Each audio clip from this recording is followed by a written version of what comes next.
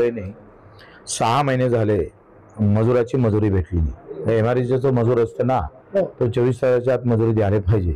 तो योजना नाही आहे. काम केलेले पैसे 6 महिन्यापासून भेटले नाही.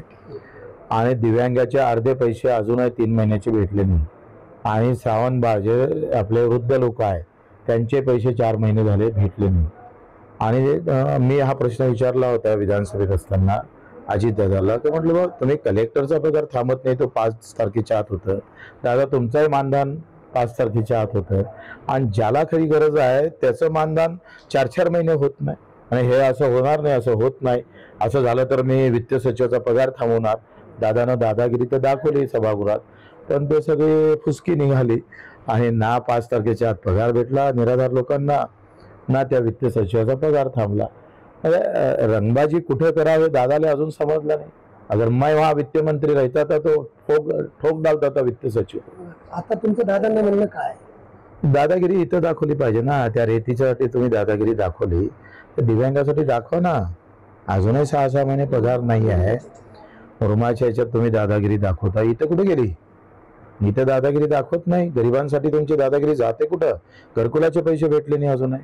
गोरगरिबाचे पैसे सगळे लेट भेटतं. आणि आमचे सगळ्यांचे पगार बरोबर राईट टाइम टू टाइम होत आहे. ही काय व्यवस्था आहे देशामध्ये? गेले रामराज्य म्हणायचं, शिवाजी महाराजचा पुतळा लावायचा आणि तलवार लगेच त्या शेतकऱ्यावर चालवायची, अशी जी अवलाद आहे ना ती मार घातक आहे देशासाठी. पीक विम्यामध्ये मोठ्या प्रमाणात बदल केले आहेत. शेतकऱ्यांना जे सातत्यानं नुकसान होतं त्यामध्ये क्लेम करता येईल, परंतु आता उत्पादनामध्ये क्लेम मिळणार आहे आणि सरकार काही नुकसान भरपाई पटकन देत नाही. काढूच नाही, असा विमा काढू नये. आणि गुजरातमध्ये तर ह्या कंपन्या फिरकत पण नाही. एकाही इन्शुरन्स कंपन्या पीक विमा गुजरातमध्ये कुठेही कोणताही शेतकरी काढत नाही. ते फसवे आहे. सरळ सरळ कंपनीचं व्यवस्थित काय होतंय का या देशामध्ये करप्शन करण्याची ओढ लागली आहे, एक स्पर्धा लागलेली आहे. त्याच्यानं तुम्ही पहा आता सगळं केंद्रीयकरण झालं.